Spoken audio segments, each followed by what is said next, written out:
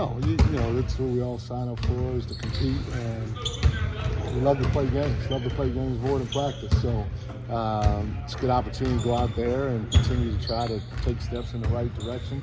Not looking forward to the long flight, but it is what it is. Of the things, I guess, that you guys really kind of cleaned up over the past 5-6 games or so, what's the one that just stands out to you as most encouraging?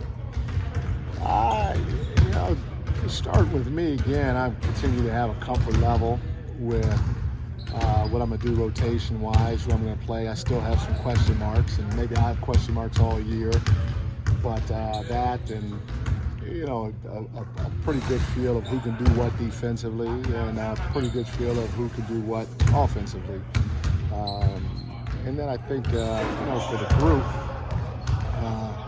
defensively, or three-point defense is something that kind of stands out. And then our continued ability to try to make the game easier for your teammates by touching the paint and spraying it. I don't know what the number is, but I know Jay said we had a season high in sprays this last game, and it's been pretty good throughout this last 4 or 5 game stretch. Even though sometimes we don't make them, but we try to play the right way in terms of getting our teammates good looks. Yeah, and I mean, obviously, you know, there's been a lot of focus on Willie going in the starting lineup, and I'm just wondering, when you have someone like that happen, what is the biggest challenge of moving him into rotation that kind of opens up with the bench? Yeah, you know, there's a span. You always like to have, you know, 2 guys that can go get it off the dribble on the floor at all time, or 2 guys that have done it, you know, throughout their career. We got a lot of guys that could possibly do it, but the confidence level is not quite there yet with them. Like, I think Kobe can do it. Devin may be able to do it. You know, I don't know. But having excuse me, guys, sorry about that, multiple ball handlers on the floor at all the time that can make the game easier for their teammates, even if the defense knows what's coming, is what you strive for as a coach. And, you know, starting the league, like I said, it puts a little bit more pressure on our bench, and it puts a little bit more pressure on us at the end of the first quarter, beginning of the second quarter, because, you know, that's when Domas, Malik, and DeMar are all off the floor. And so Fox is going to have to be the all-star that he is and make the game easier for his teammates while carrying us, and then we have to defend. Yeah. With the Pelicans obviously being kind of depleted by injuries, is that a tough opponent to I mean, they were tough for you guys last year. Do you get to see a true sense of what they are, given that, you know, they have had so many injuries?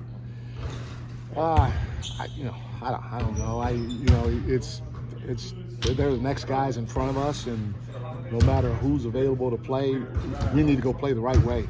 And at the end of the game, if we can look ourselves in the mirror, whether we win or lose, hopefully we win, but say we left it out on the floor the right way, then we got to live with the consequences, whatever they may be, and get ready for the next one. So, I mean, again, I don't know too much about their problems, if they're having any, but we just got to lock in on us.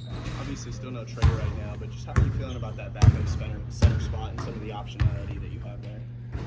We're going to keep doing it by committee. You know, it could be Alex, it could be Isaac, it could be Orlando.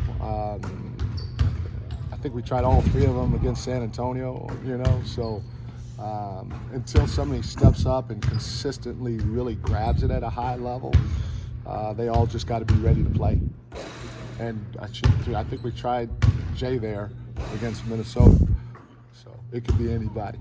How much do you pay attention to, like, 5 games? I mean, I know you probably pay attention to it, but like with like a 5-game sample size where, okay, numbers are trending up, do you like relay that to the team at all? Is it like you like highlight encouraging numbers like that?